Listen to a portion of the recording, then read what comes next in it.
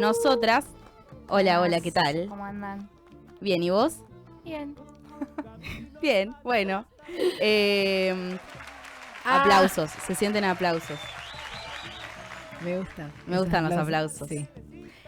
Vamos a estar charlando un poquito con Fátima Besa de historia. Yo le iba a adelantar el título, pero es estudiante avanzada de historia, de la licenciatura de historia en la Casa de Estudios de la UNLP.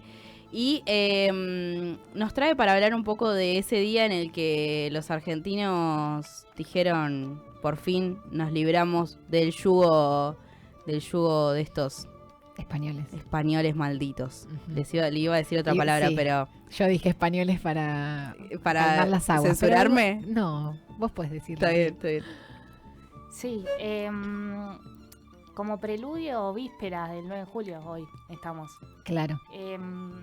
Una fecha súper importante, no solo por la independencia, sino porque sucede que con la Semana de Mayo festejamos mucho eso y nos queda en la mente solo la Semana de Mayo, porque fue en Buenos Aires. Sin embargo, en Tucumán, en 1816, cuando se labran las actas para la independencia de las Provincias Unidas del Sur, como que queda ahí medio... Uh-huh. Relegado, o sea, un feriado, pero ahí. Sí, es cierto. Y algo que me parecía importante traer a colación para empezar a hablar del 9 de julio son las actas de independencia que se labraron no solo en el castellano que hablaban los criollos, sino también en quichua aymara y en guaraní, aunque no se llegaron a imprimir porque estábamos en conflicto con el litoral. O sea, estos años eran muy tumultuosos, el territorio estaba muy dividido, era muy difícil hablar de una unión entre las provincias y de algún modo el 9 de julio cristaliza eso al integrar a la población indígena a la patria federal, a la patria grande del modo en que la concebía San Martín. Y también Belgrano, pero San Martín en este momento, gobernador de Cuyo, es quien impulsa estas reuniones, estos congresos en Tucumán para llevar confianza al interior y de algún modo en detrimento del director supremo que va a ser que es Alvear en Buenos Aires. Claro. O sea que nosotros tuvimos, vos recién contabas esto de los escritos en aymara y en guaraní. Sí. O sea, nosotros tuvimos ese tipo de declaración de independencia. Sí, y en Yo no lo sabía eso. Yo tampoco. Muy bueno. Se imprimieron 1500 en quichua, 500 en aymara y, como dije anteriormente, en guaraní no se llegaron a imprimir. No tenemos las actas originales, pero el pueblo en 1816 estaba muy expectante, más que nada en Tucumán y en el Alto Perú, que era donde estaba la mayor densidad de población y eran quechua hablantes. De hecho, el diputado jujeño con sus delegados es quien va a tomar la iniciativa de declarar la independencia en 1816 ante esta amenaza española de volver a reconquistar las colonias. Claro. Y este diputado era quechua hablante. Qué loco. Que tengo acá el nombre, Teodoro Sánchez de Bustamante. Y bueno, tras la iniciativa de su grupo, que él lo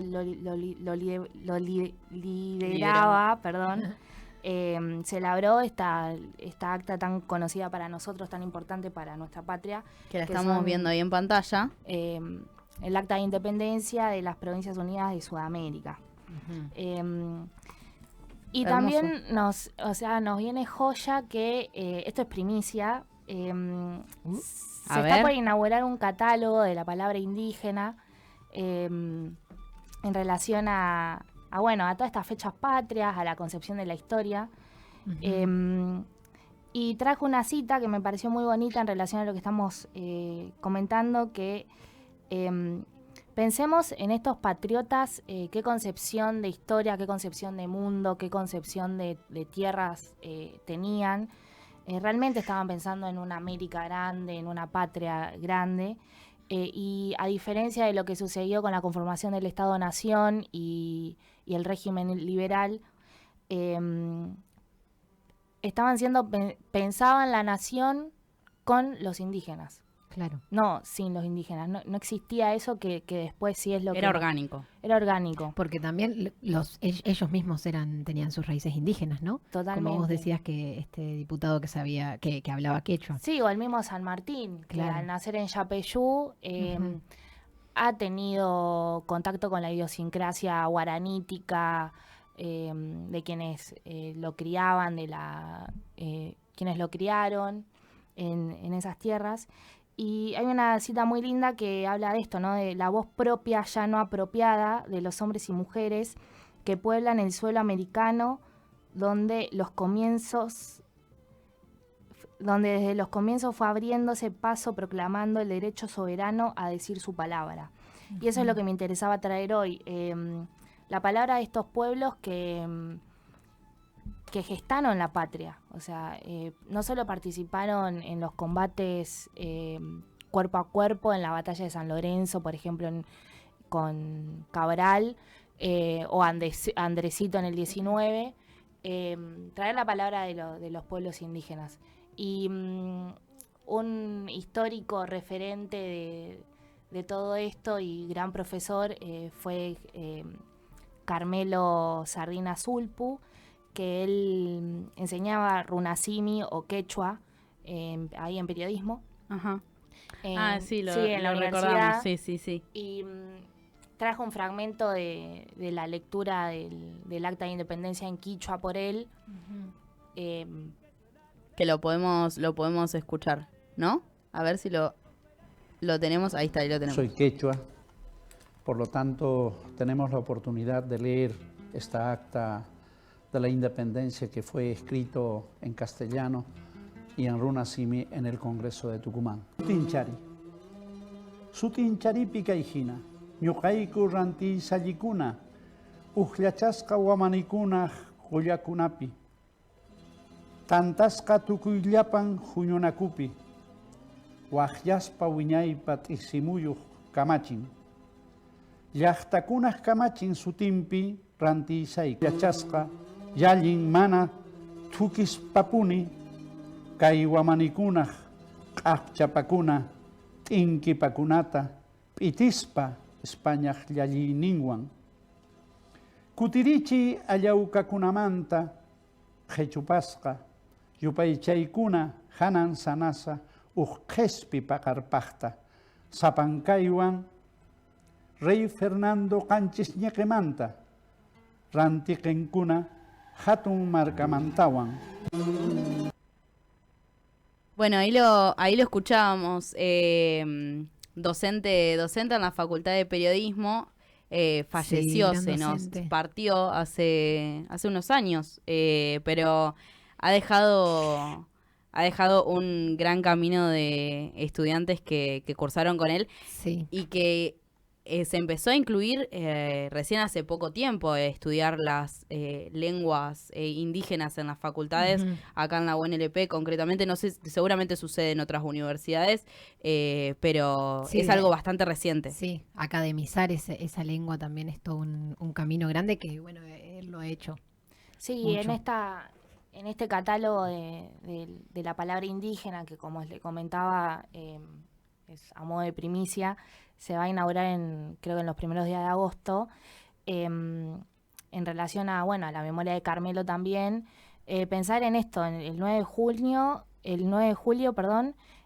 pensar a los gobiernos provisionales de las nuevas naciones que buscaron sumar al indio a la lucha contra las tropas realistas a ambos lados de la cordillera. Incluso, una vez declarada la independencia en 1816, el secretario del Congreso, José María Serrano, ordenó que se hicieran copias del acta traducidas en quichua y aymara. Hay quienes dicen que las pegaron en la histórica Casa de Tucumán Mirá, para que el pueblo las lea, las voy a vea. leer. la idea de una nación argentina entonces que incluyera la pluralidad de naciones indígenas estuvo presente incluso en el fallido proyecto de Manuel Belgrano de instaurar en América una monarquía constitucional con sede en Cusco para intentar construir un imperio sudamericano que incluyera el virreinato del Perú y a su vasta población indígena, que es esta anécdota histórica que creo que se repite mucho de Belgrano que quería un monarca inca. Y como no se pudo, sí quedó el Tata Inti, el Sol Inca, en nuestra bandera. En relación a eso, el rey inca que quería proponer Belgrano era Juan Bautista Tupac Amaru, es lo que aproximadamente se sabe, medio hermano de José Gabriel Condorcanqui, Tupac Amaru II, el soberano inca ejecutado por los españoles en 1781. Y es interesante porque yo ahí podría seguir hablando incluso hasta de Calfucura, que es un toqui de las parcialidades tehuelche mapuche, que también participó en las luchas independentistas. Hay relaciones diplomáticas con las fronteras en todos estos años. Porque el territorio es totalmente distinto al que conocemos hoy como Argentina. Estamos hablando del Virreinato del Río de la Plata, de lo que hoy es Bolivia, Chile, Paraguay, Uruguay, bueno, la banda oriental. Sí, buscaban... era el sueño latinoamericano. O sea, realmente... De algún modo, sí, lo podríamos llamar. Porque, de hecho... se sostiene durante mucho tiempo después de la independencia. De hecho, bueno, recién hace un rato hablábamos de esto que fue la lucha en el medio de la invasión de la ocupación inglesa, pero después vino la vuelta obligado. Digo, había como una persistencia que, bueno, se comienza a perder después cuando llegan los... Sí, incluso en la asamblea del año 13, o sea, 3 años antes, no solo se dictamina la liberación de vientres, sino que se aprueba la marcha patriótica compuesta por Vicente López y Planes y Blas Parera, que dice, se conmueven del Inca las tumbas y en sus huesos revive el ardor. Lo que ve, no me entiendo la letra, lo que ve renombrando a sus hijos de la patria el antiguo esplendor. O sea, realmente para estos patriotas era importante esa memoria ancestral, esa memoria de los antiguos, como dicen los pueblos originarios. Sí, claro. Y bueno, quería traer un poco eso a colación hoy. Como que era la propia, rememorar esa propia historia que ya existía, ¿no? O sea, pensando en cómo se constituyó al final Argentina como nación. Por ahí pensamos que fue una nación que fue solo a partir de la independencia de España y como bueno, los criollos se organizaron, dijeron basta España y chau, y en realidad hay como este trabajo de trabajar con la historia, claro, y trabajar con la historia propia de ellos, o sea, con sus propias, con lo que eran, ¿no? Y lo que existía en ese momento de la Argentina. Sí, hay que preguntarse también cómo, bueno, esta parte eliminada del himno, que por qué es eliminada. Bueno, después, no me acuerdo en qué año es que está todo recortado nuestro himno. En los partidos tenemos que hacer, porque no tenemos letra. Sí, claro, y la letra está, sí. O sea, tenemos una letra que es magnífica. Estaba cargando, pero no me está cargando la página de la Casa Rosada. En contra del león imperial. Sí, esa es la mi parte frase favorita. favorita. Esa es mi frase favorita. Hoy cobra muchísimo sentido.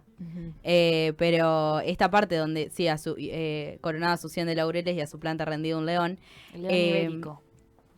Pero a mí me parece muy sentido de época de que se haya quitado toda esta parte que le respondía a un yugo español, a un yugo europeo, del que nos estábamos librando, pero cuando habla y cuál lloran bañados en sangre Potosí, Cochabamba y La Paz, no lo veis sobre el triste Caracas, luto y llanto y muerte esparcir, no lo veis devorando cual fieras todo el pueblo que logran rendir, a vosotros se atreve argentinos el orgullo del vil invasor. A mí me parece fantástico. Es hermoso. Es precioso. Con una furia lo escribieron. Sí.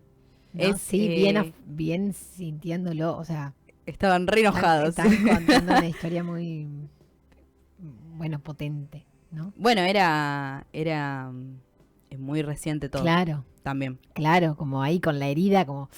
Sí, la herida abierta. Sí, Es loquísimo. Creo que igual es lo que sucede cuando hay momentos en la historia en los que el pueblo sufre. sí, Sí, y Sí. acá chequeando, quien redactó el acta de independencia, que lo nombramos recién, el alto peruano Manuel Serrano, también era quechua hablante. mira, ¿No? Lo importante de pensar en esas memorias, en el ejercicio histórico, y, y bueno, comentaba esto, ¿no? De que realmente había mucha expectativa, no solo por los conflictos que se estaban llevando a cabo, era un contexto muy agresivo, si se quiere, el de la época, pero había mucha expectativa por esta idea de libertad en relación a, bueno, independizarnos del yugo imperial, del yugo español, que quiere volver a conquistar. Y bueno, ahí es donde está, o sea, tenemos en Chile, están los realistas y los portugueses acechando. Era bastante urgente declarar la independencia y por eso tanta expectativa. Y los historiadores y las historiadores vuelven a esto de que la presencia del público fue particularmente numerosa ese día, el 9 de julio en Tucumán.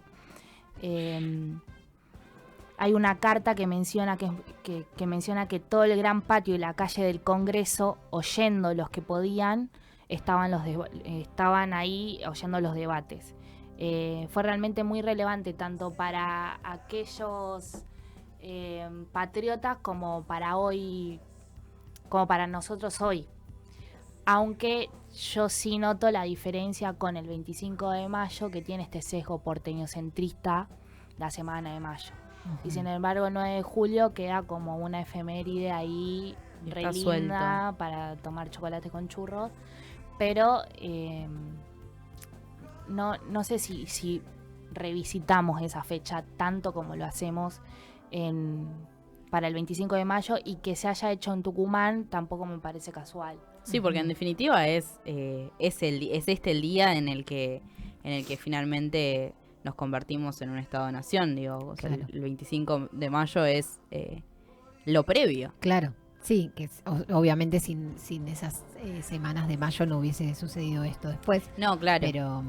pero sí es verdad que los actos y en la memoria, ahí en el inconsciente de nuestro, de argentinos, tenemos como más presente ese mayo, como el mayo de revolución, y no tanto esta fecha de Sí, julio. acá, porque creo que lo dije mal, la impresión del acta de la independencia fueron 1500 copias en castellano, 1000 en quichua castellano y 500 en aymara castellano, que esas copias están en el Museo Histórico Nacional Mira, hoy. o sea que es casi la misma cantidad entre castellano y quichua. Sí, porque Sí, el lenguaje se mantenía el Alto todavía. Perú era Ujú. donde realmente estaba la mayor población Claro. del virreinato, Y la mayor densidad. decías que de esas actas no quedó ninguna copia original. Creo que no hay, quizás se ha recuperado alguna, Mira, pero hoy las que circulan no son copias originales. claro. O sea, se inventó lo que está escrito ahí. No, No. está. no se inventó Ah, nada. no es que Quiero se decir hizo que una el papel papel original, original, digamos, está el bien, manuscrito. Hay un manuscrito, creo que en Tucumán, pero estamos hablando de miles de copias Claro, que no han sobrevivido con el Claro. paso del tiempo. claro. A bien. eso me refiero. Bien, no es que, pero no es que se arme una claro, ficción de no, un acta. no. Está bien. A mí lo que me parece más fantástico de todo esto es enterarnos recién ahora de que estaban estas impresiones. Digo, no es Sí. algo que te enseñen en el colegio. No. Eh, No, es como que se borra, o sea, yo creo que esa es la parte de la historia que se borra, ¿no? Sí, Sí, es que la historia la escribe Mitre. Claro, Me parece que cuando llegan Mitre y Rivadavia es cuando empieza a degradarse quizás ese sentido de nación por el que se habían peleado muchos, pero Belgrano y y San Martín con estas ideas revolucionarias, que son revolucionarias todavía, de integrar a toda la patria hablante en diferentes lenguas, en diferentes idiomas, al sentido revolucionario. Sí, y ahí está el contraste. Bueno, si hablamos de Mitre, hablamos de los manuales, ¿no? De lo que se llama la historia oficial. Claro. Que es estamos viendo, pensando, consiguiendo una historia liberal. Mitre, Rivadavia conciben la civilización y la barbarie como antagónicos. Hace un ratito estábamos hablando de un San Martín y quizás también de un Belgrano que concebían una patria grande. Son contextos distintos, pero bueno, ahí hay un gran contraste para comentar o diferenciarlos de cómo concebían la patria o la historia, porque el primer historiador es Mitre, o sea, el que escribe la historia argentina es Mitre, y la concibió de ese modo. Entonces a nosotros nos lleva una historia blanca, eurocentrada. Claro. Donde, sí. No, que ayer estaba, cuando subíamos unas historias que hicimos en el Instagram desde la raíz, miraba muchas fotos yo de pinturas de la época, ¿no? Y eso también es una construcción, o sea, no sé si tenés alguna data de cómo se decidió o qué se decidió pintar. Sí, el recorte. Claro, en los manuales de pronto había que poner una imagen del 25 de mayo o del 9 de julio o de las invasiones inglesas. Que son dos señoritos. Se mandó a pintar un retrato de época y bueno, y eso me parece re loco porque alguien mandó con un sesgo o con determinado interés de qué elegir mostrar de ese hecho. Sí, tal cual. Bueno, el de la iconografía, para hablar largo y tendido. Pero sí, es así como lo comentás vos. Y aunque también hay representaciones iconográficas, más que nada en la pintura, de afrodescendientes, de indígenas que no están cautivos. Eso se ve también en la pintura. Quizás no son las que más conocemos. Claro. Pero en el Museo Histórico Nacional actualmente está muy lindo, está muy bien curado y de repente te topás con pinturas donde están los afrodescendientes en primera plana, como sujetos también de una identidad afro.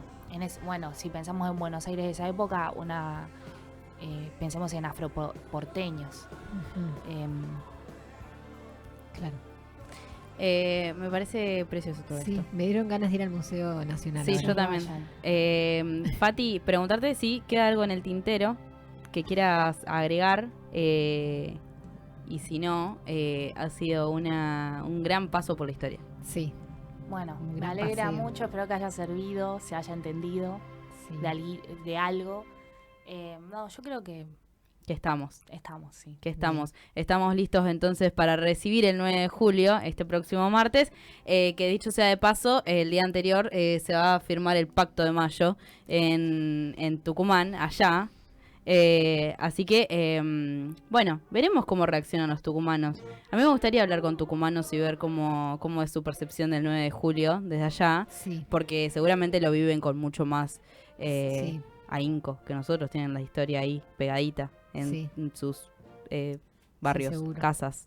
Claro. Pero muchísimas gracias, Fati, por haber venido. Gracias a ustedes. Estuvo muy bueno. Es un gustazo tenerte acá. Hablamos de historia con Fátima Besa en esta previa al 9 de julio, al Día de la Independencia. Y faltando 5 para las 2 de la tarde, vamos a una breve pausa y ya venimos con más de Frecuencia del R. Quédate ahí. Desde 2005, decís lo que pensás.